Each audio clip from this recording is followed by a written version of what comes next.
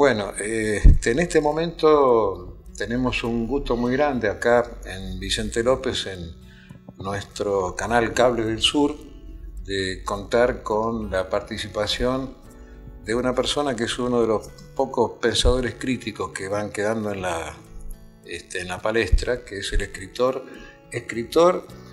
periodista e historiador Martín Caparrós.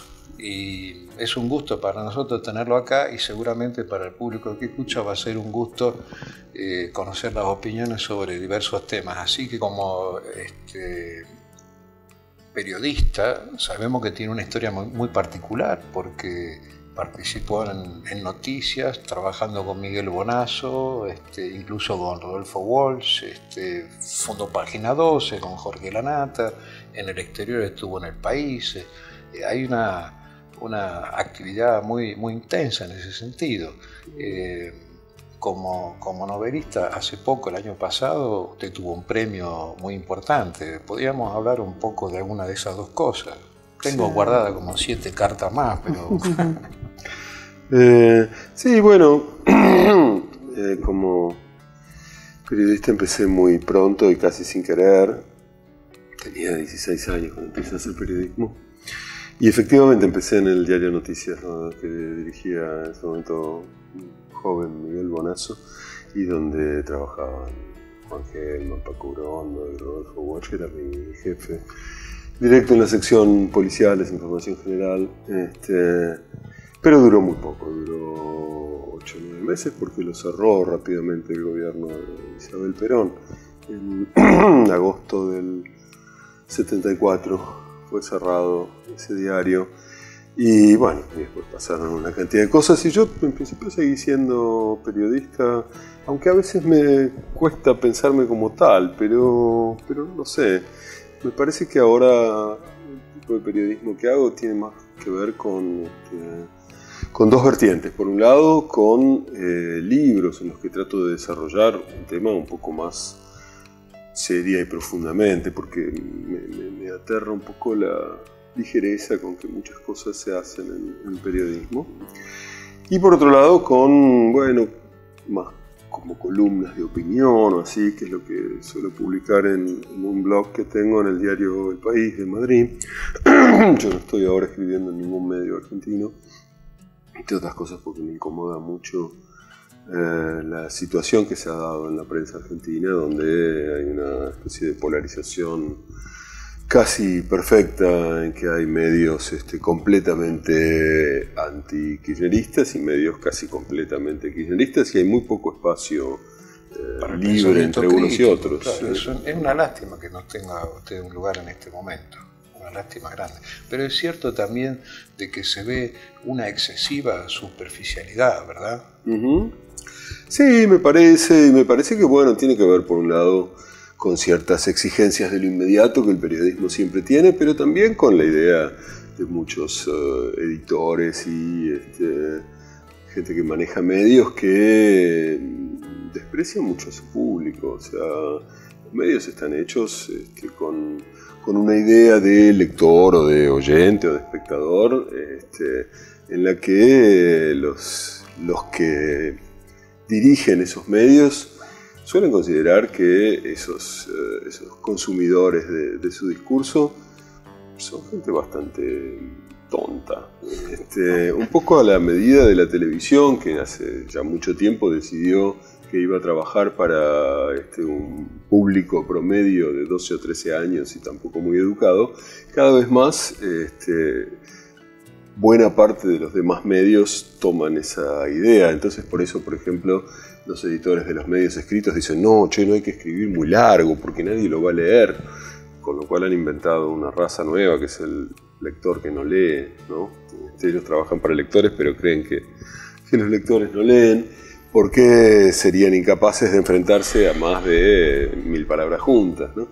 Y así, bueno, se va degradando un poco la calidad de los medios. Pero en este momento a mí lo que más me incomoda es esta especie de polarización, como decíamos, que funciona muy bien para los dos sectores en pugna, digamos, los sectores más clásicos que siempre defendieron a los ricos argentinos, digamos, los grandes medios, como Clarín, como La Nación, como ahora se agrega Perfil, como bueno, todos los que tienen que ver con esa movida. Y por otro lado, los medios así cooptados por el peronismo, pagados en general con dineros públicos y demás, que decía, a los dos les interesa particularmente hacer creer a cuanta más gente mejor que esas son las únicas dos opciones posibles. Y esa es la trampa. Y esa es la trampa, y entonces, bueno, por eso vale la pena, me parece, hablar desde otras posiciones.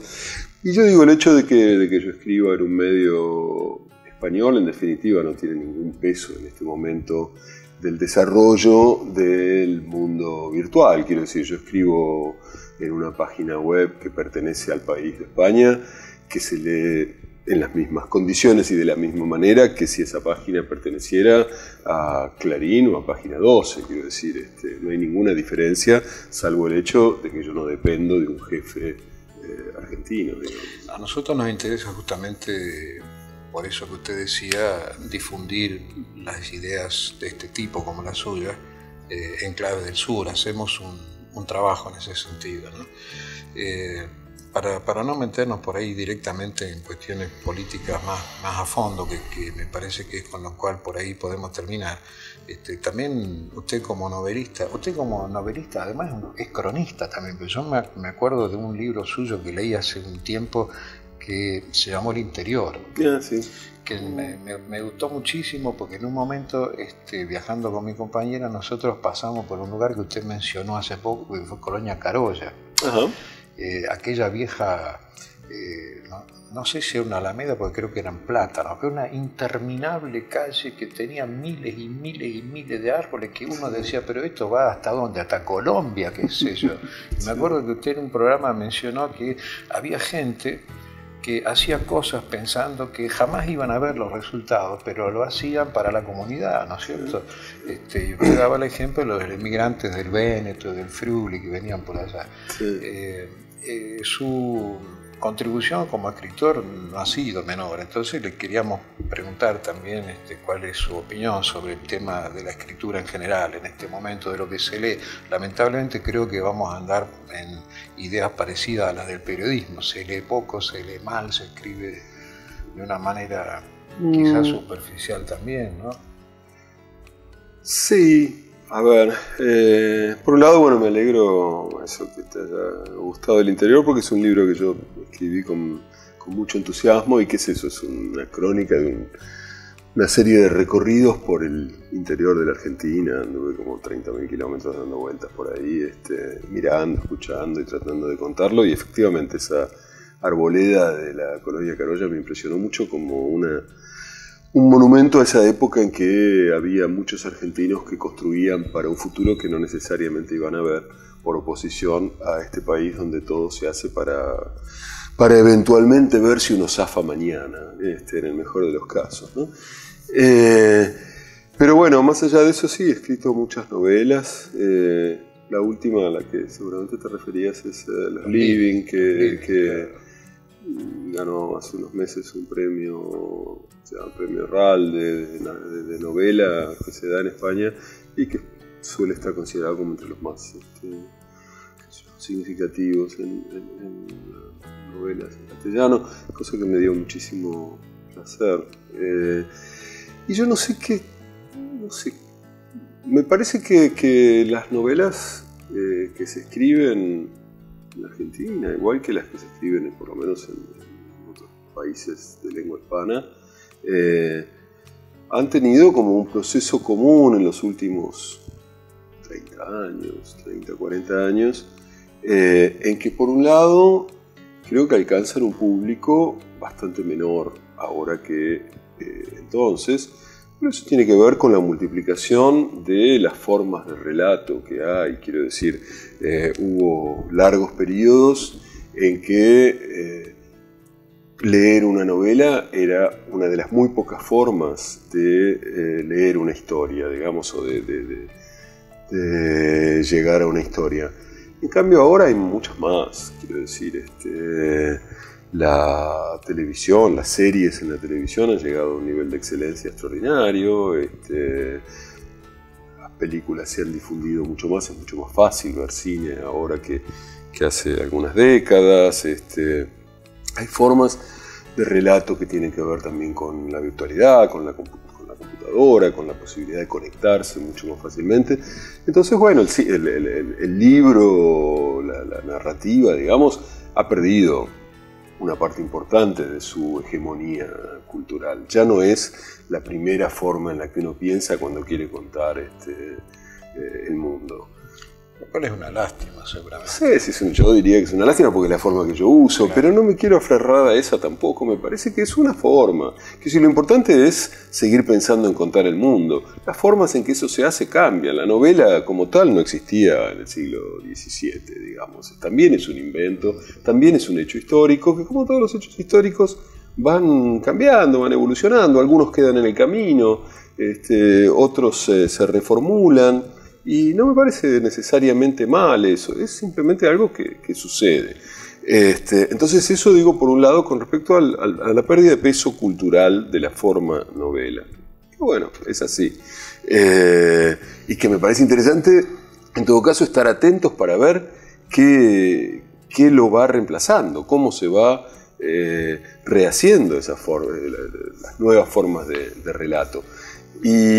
Pero por otro lado también es cierto que en lo que queda de la novela, eso con menos lectores, con menos preeminencia, etcétera, etcétera, hay como una tendencia a la simplificación, digamos. Cuando uno ve, no sé, para hacer un ejemplo malo, las listas de bestsellers de, no sé, la revista Primera Plana del año 68, hay novelas que ahora no venderían 1000 ejemplares, porque te dirían, no, eso es complicadísimo, no se entiende nada, no, hay que contar una historia y que sea fácil y que el lector no sé qué y que no sé cuánto. Bueno, en ese sentido ha habido una pérdida de ambición fuerte. ¿No cree usted que, por ejemplo, la proliferación de los libros de carácter político inmediato que ha habido en los últimos tiempos también han contribuido a eso?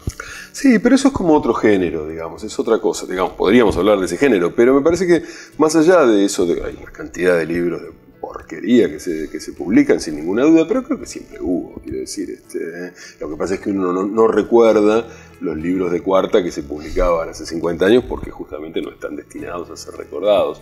Pero digamos, para centrarnos en el género novela, hay una simplificación importante en las formas. Había una ambición formal hasta hace 40 años, digamos, que tenía que ver con la idea modernista de la vanguardia, de encontrar todo el tiempo maneras distintas de expresar y demás. Bueno, que ahora cayó en una especie de pozo en el cual la mayoría de los escritores se conforman con contar algo de una manera más o menos inteligible, que los lean, que los inviten a un par de congresos o festivales o lo que sea. Bueno, es un signo de los tiempos, tampoco sabemos cómo, tampoco tenemos demasiado claro cuáles son las formas políticas de cambiar las cosas. Es como un momento en el cual no hay proyectos de cambio, ni en política, ni en las artes, ni en otros. Bueno, lo que yo creo es que eso son épocas, digamos, hay a lo largo de la historia, siempre hay épocas que creen que saben cómo producir cambios y épocas que no lo saben. Estamos en una de esas que no lo saben, lo cual significa que de algún modo se están incubando las nuevas formas de... Y eso me da pie para preguntarle, pero yo quería terminar con esto que está más vinculado con lo político, con la actualidad, con los indignados, incluso con cosas que pasan en otros lugares del mundo, como Grecia, como en los propios Estados Unidos en este momento. Pero hay una cosa que a mí me gustaría destacar para la gente que nos escucha de usted, que no son muy conocidos. Por ejemplo, usted es porteño, y bien porteño, entonces no podía dejar de escribir sobre fútbol. Y usted escribió sobre fútbol en la revista Goles, tengo entendido, ¿verdad? Sí. Y además usted escribió también sobre una cosa que es muy importante para los porteños, que es la comida. En Cocina y Vino, ¿cierto? ¿Le merece eso algún recuerdo interesante? Sí, bueno, de comida sigo escribiendo de vez en cuando, a veces con seudónimo secretamente, así que no voy a hablar más del asunto. Y de fútbol sigo escribiendo bastante. De hecho, acabamos de publicar con un amigo y buen colega mexicano que se llama Juan Villoro, un libro sobre fútbol que se llama Ida y Vuelta, una correspondencia sobre fútbol. No lo conocí. Acaba de salir hace muy pocos días, así que no... Vamos a buscarlo. ¿Hincha de qué club? Uy, él es pobre, es hincha del Necaxa, que es un club como de segunda división mexicana. Pero usted... Yo de Boca. Yo he publicado un libro que se llama Boquita, que es como una historia de Boca y de una especie de análisis sobre qué significa ser de Boca. Pero bueno, este último es un libro que me da mucho placer porque son una cantidad de cartas que nos mandamos a través de una revista, se publicaban todos los días en una revista en la web, durante el Mundial 2010. Y íbamos como reflexionando sobre el fútbol, sobre lo que estaba pasando, sobre lo que nos estaba pasando cada uno en esos momentos. Es una mezcla rara de un género que ya se ha prácticamente perdido, como es el epistolar, con, por otro lado, el fútbol. Es un lindo libro. Pero queríamos rescatar esta característica suya, porque me parece que hace un poco al ADN de los porteños, ¿no? El tener alguna noción del fútbol. Pero para ir terminando, porque sabemos que usted no tiene mucho tiempo, sí quisiéramos hacerle alguna consulta sobre el modo que usted ve en este momento la situación política nacional, cuando a veces se plantea también en la política como o estás con esto o estás con lo otro, o si sos progresista estás con esto y si no sos neoliberal o qué. Y en el tintero me va a quedar una cosa que usted seguramente me va a permitir invitarlo a 14, 15 programas más, que es lo que escribió sobre el plan de operaciones de Mariano Moreno. Eso es muy desconocido, y es muy desconocido en general el tema en sí, pero que usted lo haya tomado y que pueda darnos la opinión que tiene sobre el tema estaría muy lindo. Pero su reflexión sobre la actualidad, sobre qué es esto de estar o no con el gobierno, en contra del gobierno, ser o no ser progresista, y con eso redondearíamos un poquito la entrevista. Bueno, una de las trampas discursivas que creo que mejor le han funcionado al kirchnerismo es esta idea que incluso decían de forma muy precisa y muy gráfica de que a su izquierda no había nada. A su izquierda estaba la pared, decían en algún momento. O sea, trataron de ocupar todo ese espacio desde el cual podían criticar muchas de las cosas que hacían, simulando o imponiendo la opinión de que ellos eran lo más a la izquierda que se podía estar en la sociedad argentina contemporánea. Cuando en realidad es un gobierno como de centro con algunas opciones un poco más estatistas que los gobiernos anteriores, lo cual no era difícil porque los gobiernos anteriores eran absolutamente antiestatistas. Es un gobierno que en última instancia, cuando se lo mire con un poco de distancia crítica, digamos, se verá que lo que básicamente hizo fue reconstruir una pequeña parte del Estado en la Argentina, con resultados que están todavía por discutirse, pero que fuera de eso, y fuera de reivindicar con mucho entusiasmo los derechos humanos de los años 70 y con muchísimo menos los derechos humanos de hoy, tanto en la Argentina como acabamos de ver con la visita de Fernández a Angola en el resto del mundo. Más allá, de esas argucias discursivas, este es un gobierno que ha producido una concentración de la riqueza mayor que la que había cuando asumió, una extranjerización de la economía argentina cada vez más concentrada en manos de grandes empresas multinacionales, que ha producido un mantenimiento de un orden de desigualdad y de injusticia absolutamente escandalosos, sobre todo para alguien que dice, para un sector que dice que quiere redistribuir la riqueza o cosas por el estilo. Entonces como parte de esa estrategia que necesitaban para poder seguir intentando legitimarse con un discurso de más justicia social, de más equidad económica, etcétera, etcétera, postularon que a su izquierda no había nadie, con lo cual intentaban poner a todos los que podían plantear estas críticas del lado de los grandes monopolios, de los ricos tradicionales, de las instituciones que han jodido a la Argentina a lo largo de 100 y pico de años. Es una operación que en algún momento pareció funcionar y que yo creo que se va resquebrajando cada vez más a medida que aparecen más claras las evidencias del carácter centrista sobre todo y más que eso autopreservatorio. Es un gobierno que parece estar por encima de todo preocupado por preservar su propio poder. Por sí mismo. Que para eso va a hacer lo que sea necesario. X, menos X, blanco, negro, como yo digo, es sobre todo un gobierno opositor que no para de oponerse a las medidas que él mismo estuvo tomando durante muchos años y que de pronto un día se despiertan y dicen, ¿cómo puede ser que el petróleo haya estado en manos privadas? Vos lo pusiste, cacho. Bueno, ese tipo de cuestión me parece, para mantener ese tipo de cuestión funcionando, le sirvió postular que no había la posibilidad de criticarlo desde la izquierda y demás, pero como decíamos, esto... Pero usted mismo, decía que, por ejemplo, también la pobreza ha aumentado, lo cual no hace falta que lo diga usted, está muy bien que lo diga, pero es más que evidente. Sin embargo, para el gobierno le costaría mucho ponerlo a usted del lado del neoliberalismo. O sea que a la izquierda del gobierno sí hay cosas. Sí, claro que hay todo lo que ellos no hacen, porque no les interesa hacer, porque vienen, forman parte de lo más estructural y lo más rancio del capitalismo argentino. Lógico.